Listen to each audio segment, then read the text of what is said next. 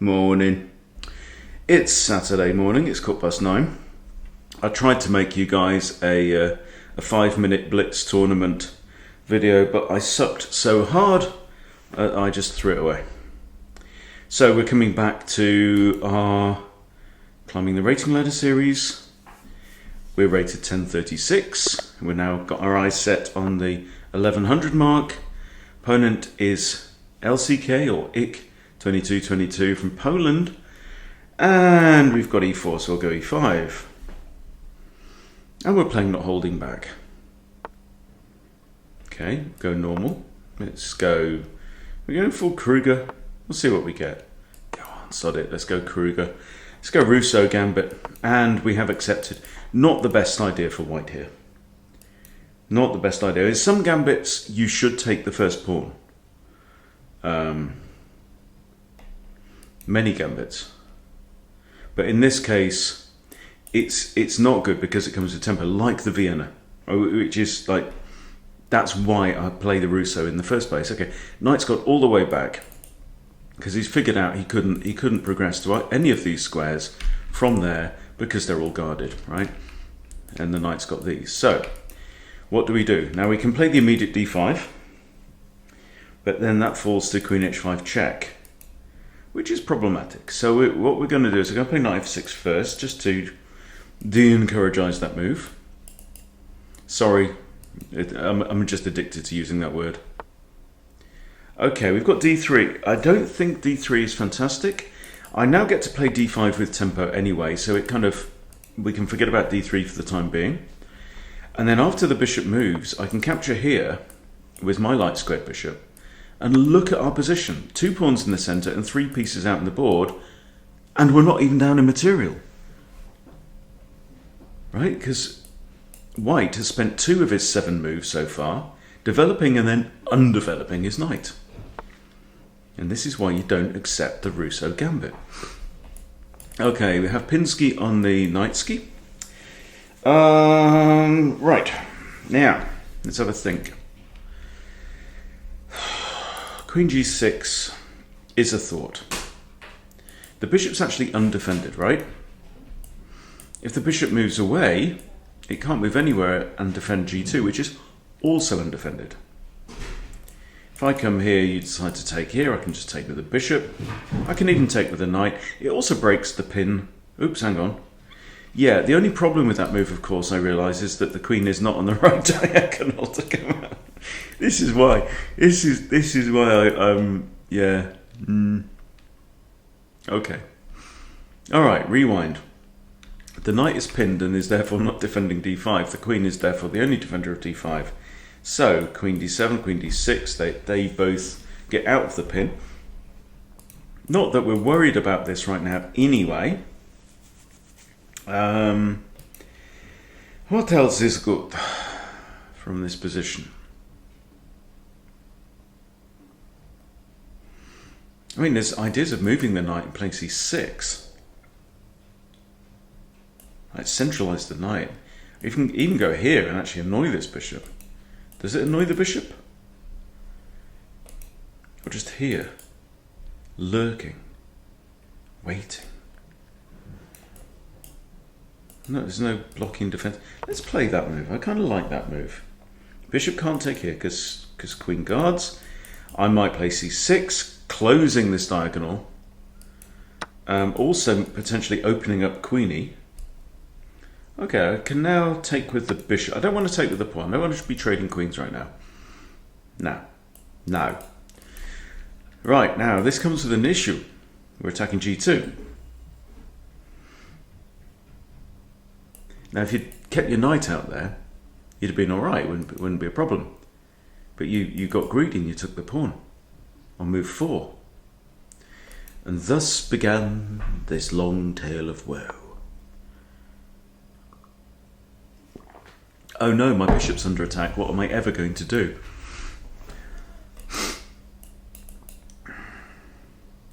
Well, let's put it on a square where it's defended. Defended twice. On f5, this square it's not defended at all, so stick it on a defended square. I'm now thinking about Okay. So you've given up your bishop for a knight, right? Rather than developing the rest of your pieces, let's just eliminate the pieces that we've already spent time getting out onto the board. Now, if I take with the queen, it undefends this pawn because the queen is currently the only defender of this pawn on d5. Okay. Is that a bad thing? Well, it kind of is. I think what I'd like to do is maybe long castle. See, either way, because we've got both of these. Well, this one's not open yet. So, cut a long story short, I'm going to take that with a pawn because I didn't want to undefend this. So I'm going to take that with the pawn. I've now got a pepper pot on the king side. Still c6.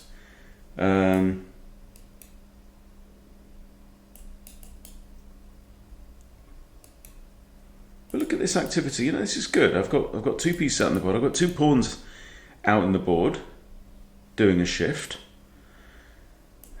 Bishop g7 is not out of the question. Bishop h6 is not out. No move should ever be out of the question, to be honest. Okay. Knight attacks this. That's now 3 attackers. But they're all pieces. So all I'm going to do is I'm going to defend with a pawn. In fact, couldn't he have just taken there? Yes, I think we've both been a bit thick there because he could have just had the pawn anyway because he's got 2 attackers on it. So adding a 3rd attacker, yeah, now it's 3 against 1, but it gives me time to push c6. Now whatever he takes with, he's losing a piece for a pawn, which doesn't make sense. So what now? What now? Oh no, my knight. Right, can't go there because queen takes, or there, or there, or there. Nah. Bishop takes, pawn takes. If we might trade queens, I don't know. Or I just come back to one of these squares, which is probably what I'm going to do. But Fitchon. It's not really in anyone's way because the bishop and the queen are going to come out on the dark squares. I think my king's going to go there, so I'm thinking getting my knight over here. Now you try any of this funny business and we're not having it. You really should now just complete development, mate. Seriously, get your king to safety. I'll do the same. I have queen b6. Queen b6 guards g1 so the king can't short castle. Long castles is possible. I think my bishop might come out to here, though, pin this knight. Depends what happens with the king. No, we've got much better ideas than completing development. Now that's tempting, but it just makes my bishop into a tall pawn. So, you know, what does it achieve? Well, we kick the queen away and completely nullify our own bishop. So this is also an idea, though. Are you planning to come in here? Say it isn't so. In fact, I might just negate all of that with queen e7 myself. Knight can't block there. It might block there. If it does, it's got worse. This bishop's not great anyway, because it really only does have 2 squares. So I'm kind of liking this move. It also prepares the castle, which is good. Sorry, I got my stepdaughter's dog is over again. Okay, so hitting the queen as possible. Don't know if it's picking that up, and that probably is. I think it's louder than me talking. Okay, we can hit the queen. I think castling makes a lot of sense. I'm not scared of this bishop at all. I'm not scared of this knight at all because these light squared pawns are doing a great job at hemming them in. So I think castles now is good. I'm liking black's position on the whole. I'm thinking h5 with tempo makes a lot of sense.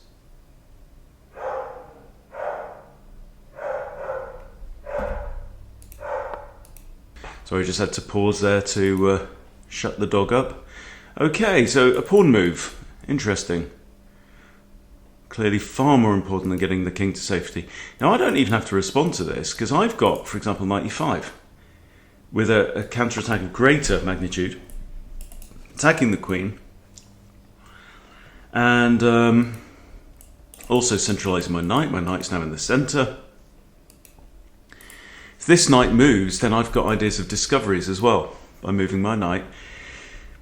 Queen now needs to move. Can't go there, there, or there. So, you know, she's got a bunch of squares she can go to. But we have created a problem for her.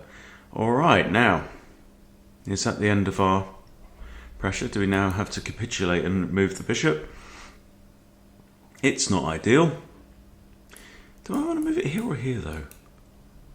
I mean, it could go here and then put pressure on this pawn. If I go here, I just can't use that diagonal at all. Or is there anything else? This doesn't make sense. Nothing makes sense anymore. Okay, let's bring the bishop all the way back.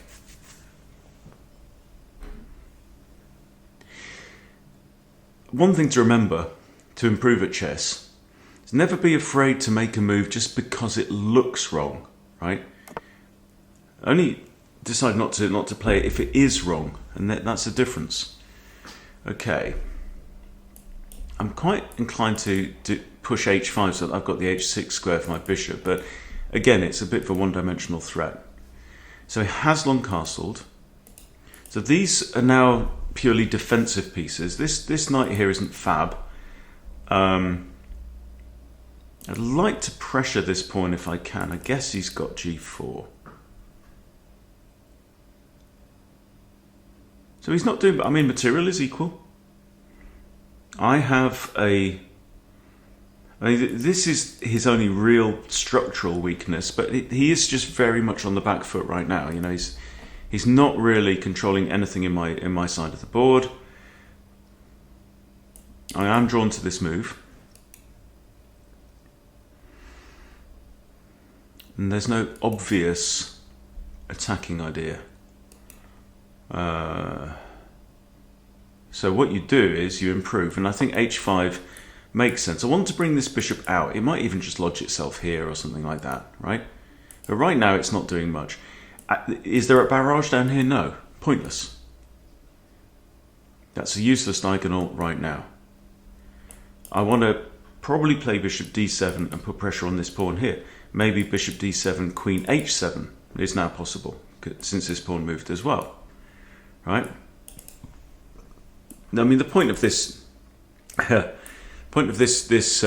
check is not to win. It's just it's a forcing move. It makes my opponent have to respond. Okay, so he's improved his knight. I quite like that move. He's also defending this pawn. That's decent. So here then,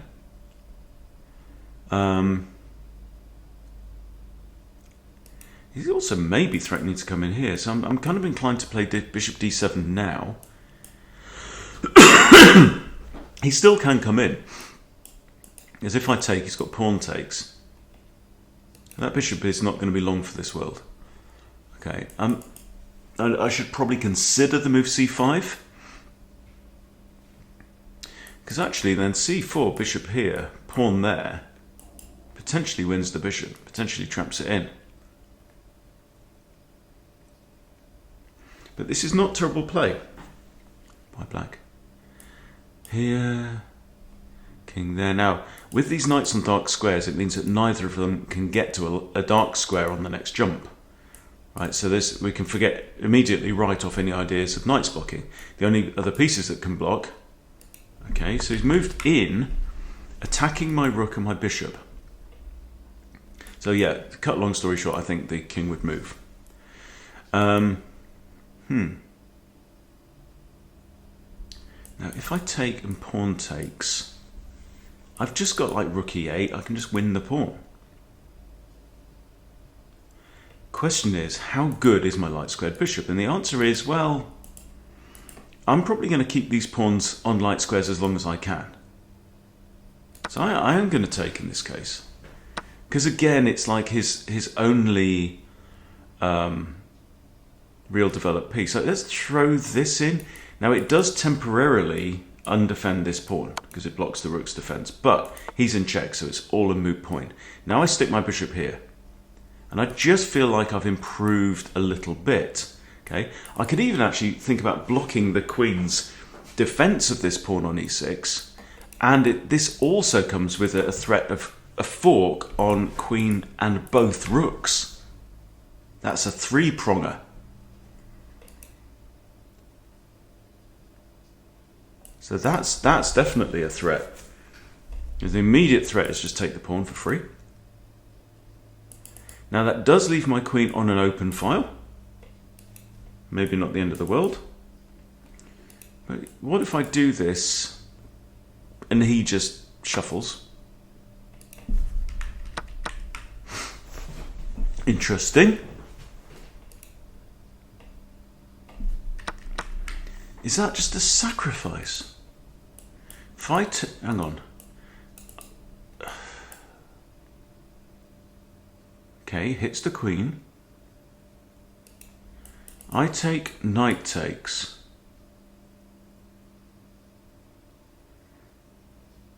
He's won 2 pawns for his knight. My queen is under attack.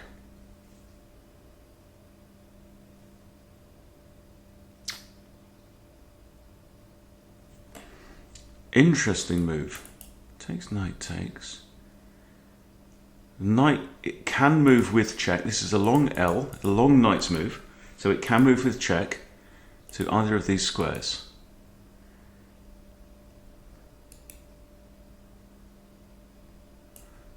Take knight take. I mean, I could just eradicate it by sacking the exchange. What if I just move my king out of the way?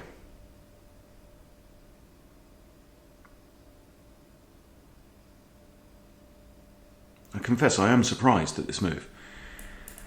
Take knight takes, queen is hit. Comes to here. Knight moves with check, I lose the queen. Right? So I take knight takes, I can't move on to the d file. So it takes knight takes, my queen is hit. I retreat down here. Or there's just the idea of move the king. Move the king, the bishop's under threat. He's not going to take another pawn because I've got knight captures. He moves out the way, I trade rooks. Or I just do this move. That's still not defended. Unless I've missed something. I go here. Oh, the knight actually defends that rook as well, so there's no idea of like a back rank queen sack. So again, takes, drop the queen back.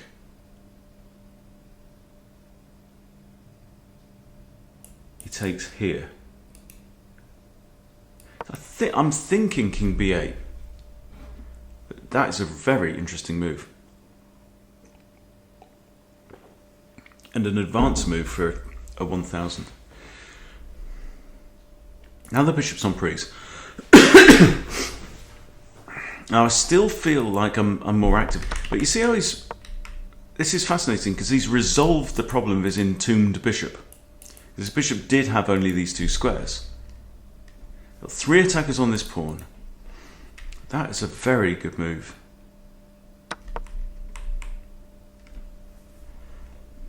I think it's a very good move. I don't know if my move is the right one. I don't know if I should have just took, but the problem is that if the knight takes, oh no, he doesn't have to fork there. Bishop defends. Maybe I should have taken, I don't know, we'll find out afterwards.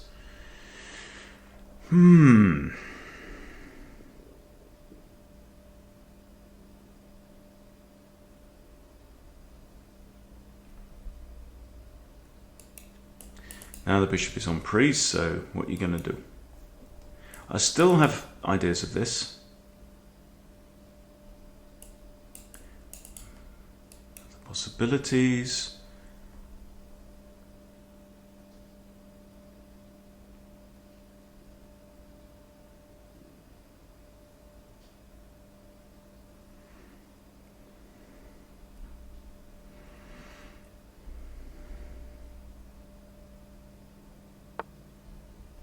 Okay, so he's retreated the bishop. Let's throw in this move without a second thought. If he trades here, I'll probably just recapture with a rook, which actually ties this knight down to some degree. He needs to make sure he's covering this square with the king in the long castle position. Okay. Rook or queen? Let's have a think. Bishop's the only defender of this right now. I'm going to take with the rook. Rook on an open file. This pawn is still a threat. This is the immediate threat. That wins material. Okay, he's got out of that.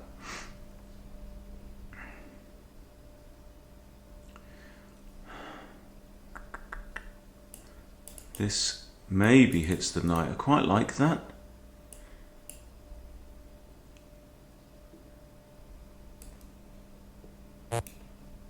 Oh, got in check. Bloody hell. Okay, I think I can just hide in the corner. I don't know what it is about this speedrun. In some of these games, I seem to be able to squeeze incredible performances out of my opponents.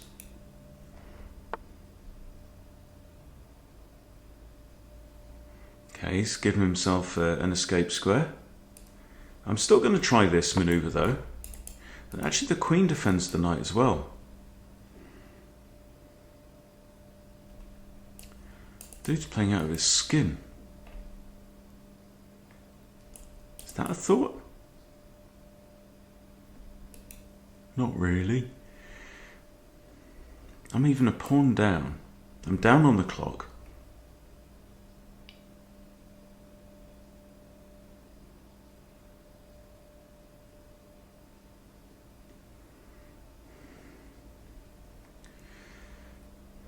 I mean, I win games in the Rousseau against far stronger players than this, far more easily.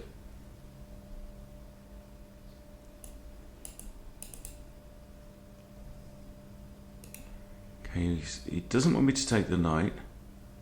I'm not too worried. You can't go in there. You can't go there. Can't take there, he can't go there. He might be headed here.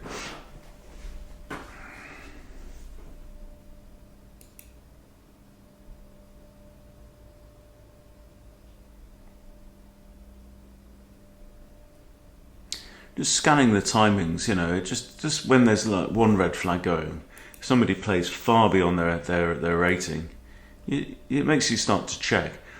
His move times are ranging from 1.5 to 2 seconds. Quite a few in the middle range, about the 30-second mark. Like he had 3 in a row at 30 odd seconds, but then he's down to 6, 14, 29. You know, he's jumping about, and then a 138. So, I mean, that is something I use as a fairly obvious sign of somebody getting unfair assistance. It's a 5 move.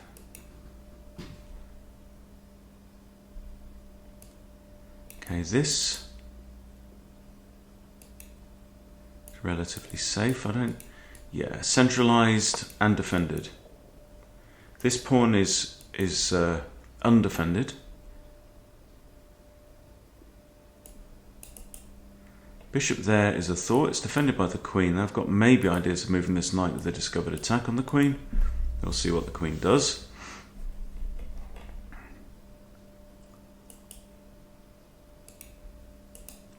Could even move this pawn with tempo, but then I'm starting to get quite a few undefended. Well, that's just a blunder, isn't it? Finally, the blunder comes and resigns. Oh, what?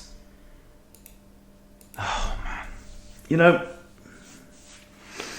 But that's it. That's chess, guys. That is chess.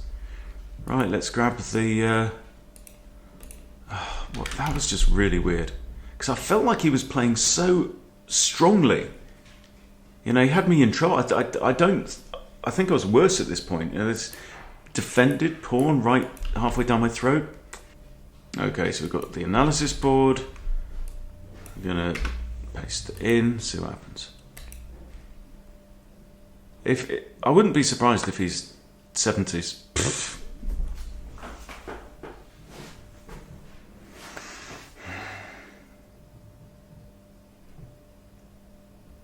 .8 accuracy for him, and he was +4.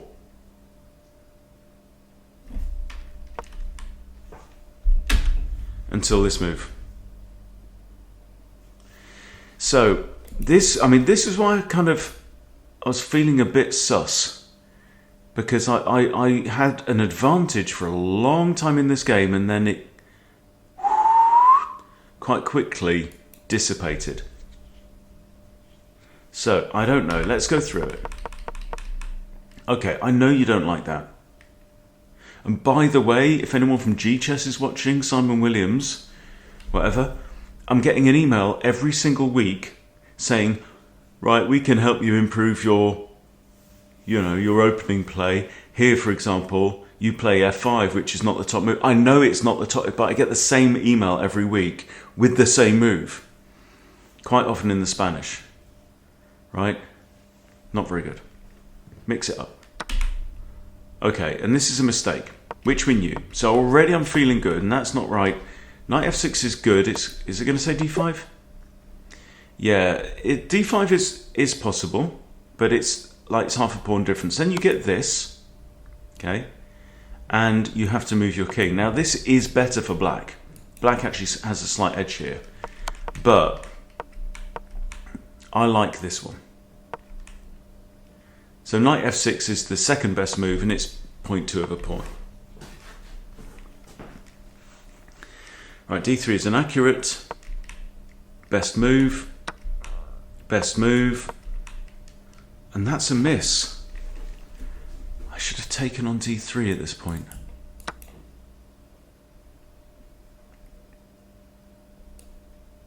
Queen can't take. Queen can't take. Let's say pawn takes. Yeah, that's not nice, is it? Didn't even consider that. Didn't even consider it.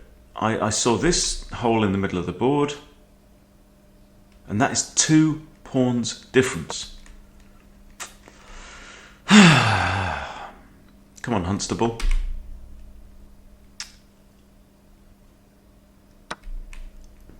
Okay, this is okay. And here we have this slight edge, right? Again, throw in the check, but easily blocked. And then I have 2 bishops under attack. Explain this, fish. C3, yeah. Now what?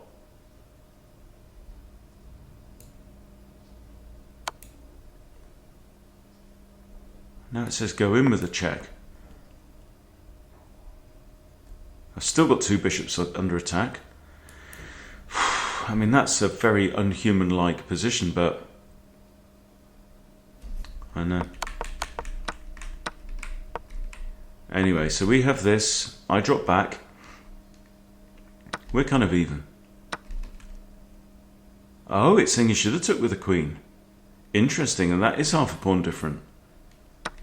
So here it says take with the queen, get the queen off the back rank, allow this, then rook d8, occupying this file. So queen e6 check.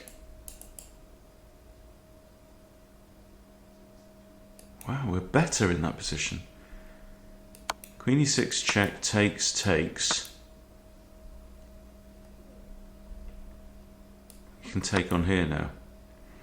And we've got 5 pawns. We have the bishop pair, and a knight, they have 2 knights and 1 bishop. And it's 1 pawn better for black. Okay, but this is not what we had. I had this, knight c3, and here I should play d4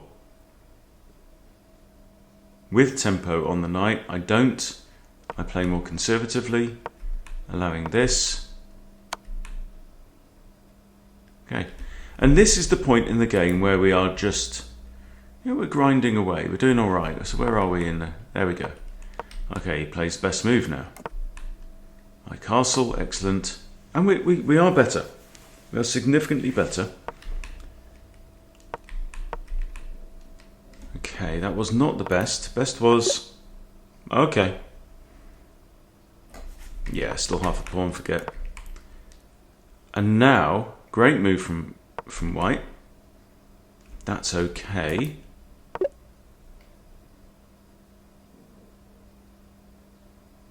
No. And now he plays a series of really good moves. So there, that wasn't the best. That was called for. Okay, this it doesn't like. You did talk about this. Just double up and win the damn pawn. I mean, that pawn was a pain, actually, for a while. What's critical? Get rid of the pawn, rather than throwing in a pointless check. And then this, again. All right, yeah, and we talked about that.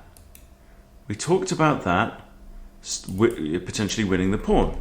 Okay, this... You're right, it is a bit of a pointless move. It doesn't help me with what's critical. Get rid of the pawn. And then this is a brilliant move. It says he should have took. Oh. Okay. Did I consider that? Anyway, so yeah, bishop retreats. Nano play that move and then goes, nah. We both played like a 15-50 apparently in this game.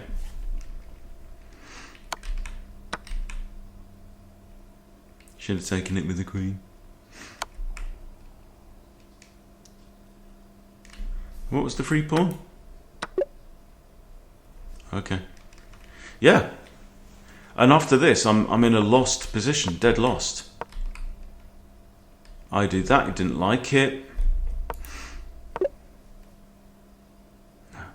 But this is not 1000 play. This is just not 1000 play, right? However, he did it. My opponent is playing well above that level. Great move. Best move and just blunders. So, inexplicable now. But the point to take away is opponents blunder. They do it a lot. Be ready for it. I was ready. I spotted it.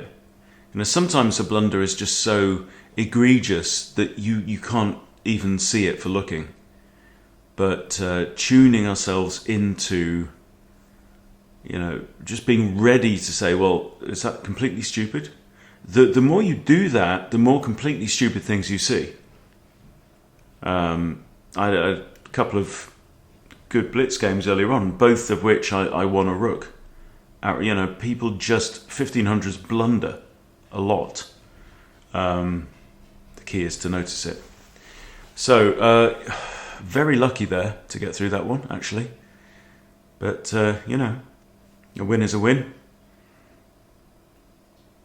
Still a learning experience. You know, any game, you go through the analysis. That's how we get better. You know, it shows you those next steps in front of you on your journey of improvement. So, yeah, I'm always grateful for it. I'm grateful for everyone's support. Thank you for watching the video. Do appreciate it. Please subscribe if you haven't subscribed. I'll see you soon.